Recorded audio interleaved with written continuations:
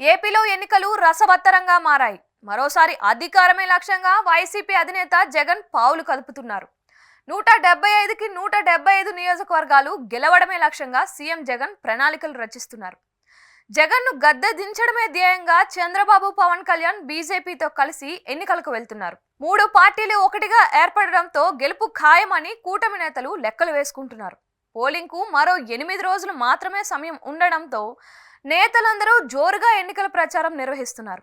పార్టీల అధినేతలు కాలుకు బలపం కట్టుకొని మరీ రోజుకు 3-4 నియోజకవర్గాల్లో ప్రచారంలో పాల్గొంటున్నారు. ఇక ప్రధాన పార్టీలన్నీ కూడా తమ ఎన్నికల మేనిఫెస్టోను విడుదల చేశాయి. వైసీపీ గత ఎన్నికల్లో ఇచ్చిన నవరత్నాలనే తిరిగి అమలు చేస్తానని చెప్పింది.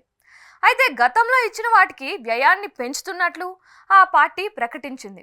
ఇక ఉమ్మడి మేనిఫెస్టోకు జాతీయ పార్టీ అయిన బీజేపీ దూరంగా ఉండడం విశేషం. టీడీపీ, జనసేన పార్టీలు సూపర్ 6 పేరిట ఎన్నికల మేనిఫెస్టోను ప్రకటించాయి. ఇరు పార్టీలు ఎన్నికల మేనిఫెస్టో విడుదల చేసిన తరువాత గ్రౌండ్ రిపోర్ట్ ఎలా ఉందనే దానిపై పలు నివేదికలు వెలువడ్డాయి. రాష్ట్ర వ్యాప్తంగా ఓ ప్రముఖ సంస్థ ఇచ్చిన నివేదిక ప్రకారం రాష్ట్రంలో పురుషులు టీడీపీ కూటమి వైపు మొగ్గు చూపుతున్నారని, మహిళలు మాత్రం ఏకపక్షంగా వైసీపీ వైపు ఉన్నట్లు తేల్చింది. రాష్ట్ర వ్యాప్తంగా 50.18% మంది పురుషులు టీడీపీ కూటమి వైపు మొగ్గు చూపారు. అదే వైసీపీ విషయానికి వచ్చేసరికి 46.5% మంది మద్దతు తెలిపారు. ఇక్కడ టీడీపీ కూటమికి 3% మంది అదనంగా మద్దతు తెలపడం విశేషం.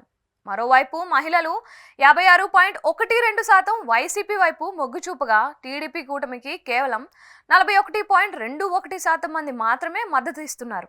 టీడీపీ కంటే 15% మంది మహిళలు వైసీపీ వైపు మొగ్గు చూపడం విశేషం.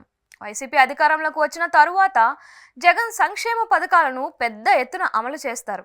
దాదాపు అన్ని పథకాలను మహిళల పేరిటే మంజూరు చేశారు. దీంతో వారు సంక్షేమం పట్ల ఆకర్షితులయ్యారు. అందుకే వైసీపీకి బలమైన మద్దతుదారులుగా నిలిచారు. పురుషులతో పోల్చుకుంటే మహిళలకే సంక్షేమ పథకాలు ఎక్కువగా వచ్చాయి. అమ్మఒడి, విద్యా దీవెన, వసతి దీవెన, ఆసరా ఇలా అన్ని పథకాలు వారి పేరుతోనే మంజూరు అవుతున్నాయి. సహజంగా ఈ పథకాలను మహిళలు ఎక్కువగా ఇష్టపడుతున్నారు. అందుకే వారంతా వైసీపీకి తమ మద్దతు తెలుపుతున్నట్లు ఈ నివేదికలో తేలింది.